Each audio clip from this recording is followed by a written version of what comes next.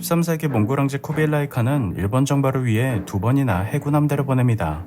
하지만 함대는 모두 풍랑을 만나 침몰하였고 인류 역사상 가장 강력했던 제국도 일본 정벌에만은 실패하고 말았죠. 일본인들은 나라를 지켜준 이 폭풍을 신이 주신 선물로 여겨 신의 바람이라고 불렀습니다.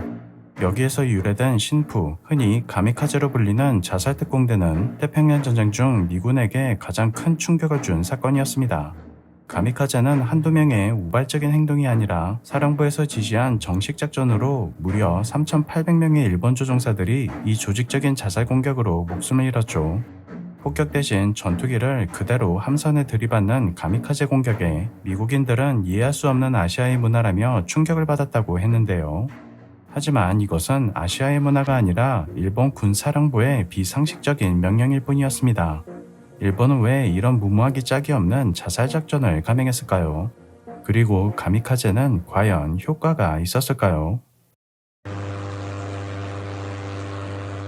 1941년 진주만 공습으로 미국에 타격을 준 일본은 다음 해 중반엔 동남아를 지배하고 그 일대의 해상 패권을 손에 넣습니다.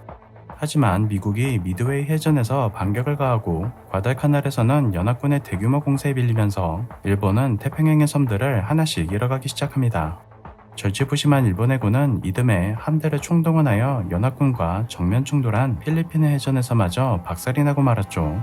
특히 이 해전에서 일본은 칠면조 사냥을 당했다고 불렸을 정도로 큰 피해를 입어 전쟁의 승기를 미국에 넘겨주게 됩니다.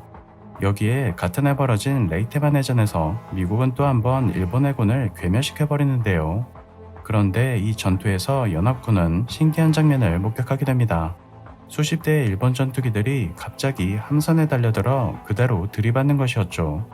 갑작스러운 자폭 공격에 연합군 구축함 3대가 파손되고 호위 항공모함인 세인트로우는 침몰해버리고 맙니다. 미군은 처음 보는 광경에 피격당한 전투기들이 바다에 떨어지는 대신 함대에 부딪힌 것이라고 생각했습니다. 하지만 이것이 가미카제의 시작이었습니다. 레이테만 해전의 패배로 일본은 태평양 지역의 제휴권을 모두 상실했고 이제 남은 섬은 오키나와 하나뿐이었습니다. 미군의 상륙을 허용하거나 이대로 항복선언을 한다 해도 이상하지 않은 상황이었죠. 무엇보다 이 시기의 공군력의 체급 차이는 심각했습니다. 1939년부터 주력으로 사용되었던 일본의 제로센 전투기와 급강화 폭격기들은 이미 구식기체가 되어 미국의 헬캣과 콜세어에 대항할 수준이 되지 못했습니다. 인력면에서도 일본은 한 해에 200명 정도의 파일럿을 배출한 반면 미국은 15만 명의 조종사들을 공장처럼 양성해냈죠. 여기에 전투 피해가 누적되면서 베테랑 파일럿의 숫자는 갈수록 줄어들었고 공격 효율도 떨어져 필리핀의 해전에선 476대의 항공기를 잃는 동안 단 한 척의 적군함도 침몰시키지 못했습니다. 이런 절망적인 상황에서 가미카제가 생과기의 정가를 올리자 사령부는 엉뚱한 계획을 세우게 됩니다.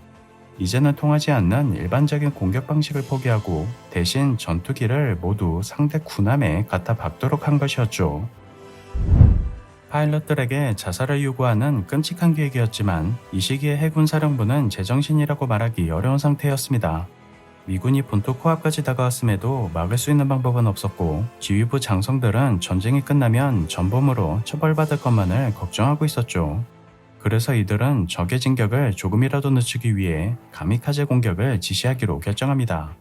가미카제의 아버지로 불리는 해군항공대 사령관 오니시 다키지로의 명령으로 일본은 전쟁 막바지의 몇 달 동안 수십 건의 가미카제 출격을 감행합니다. 초기의 가미카제 부대는 통상적인 공격보다는 더 나은 성과를 얻었지만 시간이 흐를수록 공격 성공률은 점점 떨어지고 있었습니다.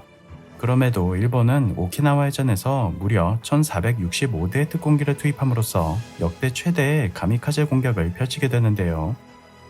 결과적으로 가미카제는 33척의 미군 함선을 격침시켰고 약 4,900명의 미 해군 선원이 이 피해로 사망했습니다.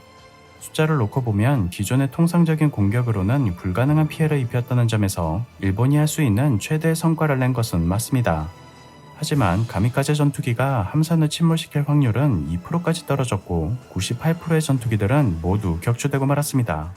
자살 비행으로 침몰시킨 함선도 대부분 구축함급의 작은 선박들이었으며 미국에서 한 달에만 몇 대씩 생산되는 호위 항공모함 한 대를 파손시킨 것이 최대의 성과였죠. 반면 주요 목표였던 주력 항공모함과 전함에는 거의 피해를 주지 못했습니다. 가미카제는 결국 대실패로 끝났습니다. 초기에 괜찮은 성과를 거두는 듯했던 가미카제 공격은 왜 실패했을까요? 1940년대 초반 미 해군의 조기 함대 방공망은 비약적으로 발전하고 있었습니다. 이에 비해 일본은 레이더 기술에서 엄청난 열세에 있었고 대대적인 가미카제 출격이 있었던 오키나와 해전에서 적 비행대의 움직임을 감지한 미군은 전투기들을 미리 출격시켜 많은 수의 적기를 유격할 수 있었죠. 그런데 미국의 방어 전략 외에 가미카제 자체적으로도 치명적인 약점을 안고 있었습니다. 가미카제 특공대에는 베테랑보다 초보 조종사들이 훨씬 많았는데요. 이미 여러 교전에서 숙련된 파일럿을 다수 잃은 일본은 훈련병들이 기본 연습 비행 시간을 채우자마자 바로 실전에 투입하였습니다. 자살 공격이 공중전 등의 고급 기술이 필요 없는 단순한 임무인지라 비행 가능한 인력을 마구잡이로 차출하다 보니 이 중에는 10대의 어린 학생들도 다수 포함되었습니다. 전투비행단이 옆에서 이들을 호위하기는 했지만 신참 비행사들은 미숙한 조종과 노련한 미 전투기들의 공격 그리고 쏟아지는 대공포에 속절없이 희생되고 말았죠. 또 기체 무게를 줄여 항속거리를 늘리기 위해 조종석 방탄장갑을 떼어내어 적기의 공격에 속수무책이었고 낙후되어 퇴역한 구식 비행기도 작전에 동원되었습니다. 가미카제 전술에 혈안이 된 사령부는 여기에서 한 발 나아가 오로지 자살 공격만을 위한 비행기를 고안해내는데요. 그중 가장 유명한 오카는 원시적인 미사일에 날개만 붙인 형태로 조종사는 폭탄 위에 앉아 적함에 돌진하도록 만들어졌습니다. 연합군이 바보폭탄이란 별명을 붙여준 이 유인대함 미사일은 별 성과 없이 조종사들의 목숨만 앗아갔습니다. 전투기와 조종사를 빠르게 소모시키는 가미카제 전술은 전황을 뒤집었어도 전쟁을 오래 끌 수 있는 힘도 없었습니다. 앞서 말했듯이 이미 기울어진 전세에서 일본의 항복을 늦추기 위해 젊은이들의 죽음을 방패로 사용했을 뿐이었죠. 항복하느니 폭탄을 들고 뛰어들겠다는 일본의 무모한 태도는 미국이 주저없이 핵을 사용하게 되는 데에 결정적인 기여를 하게 됩니다. 처음부터 미래가 없이 계획된 자사특공 명령이 각 항공대에 떨어졌을 때 불합리한 지시에 반발하는 부대도 나타났습니다. 지시한 참모가 가미카제에 동참하면 출격하겠다고 거부한 사령관도 있었죠. 자살을 명령한 사령부가 제정신이 아니라고 생각한 것은 미군뿐만이 아니었던 것입니다. 대원들이 자살특공을 자발적으로 지원했다는 속설도 사실과는 거리가 있습니다. 폭행이 일상적이었던 강압적인 당시의 군대에서 가미카제 자원 신청은 거부할 수 있는 분위기가 아니었습니다. 또 거부한다 해도 가족들이 괴롭힘을 당할까 두려워하는 대원도 있었죠. 사령부는 어차피 전쟁에서 지면 모두 미군에게 죽을 것이다. 임무를 수행하면 야스쿠니 신사에 모셔주겠다고 설득하다가 나중에는 강제로 임무를 할당합니다. 이때 우리나라 사람도 특공대로 끌려가 확인된 희생자만 16명으로 알려져 있죠. 임무를 받은 가미카제 요원들은 수기에서 자살작전의 부당함과 원망을 남기기도 했습니다. 출격을 앞둔 한 대원은 두려움에 제대로 걷지도 못해 구축을 받아야 할 정도였습니다. 마지막 순간에 일본 제국 만세나 천황 만세를 외치는 대원은 없었고 대부분 엄마를 부르며 죽어갔다고 하네요. 전후 일본 사회에서도 가미카제는 군 지도부의 전쟁 범죄였다는 비난을 피할 수 없었습니다.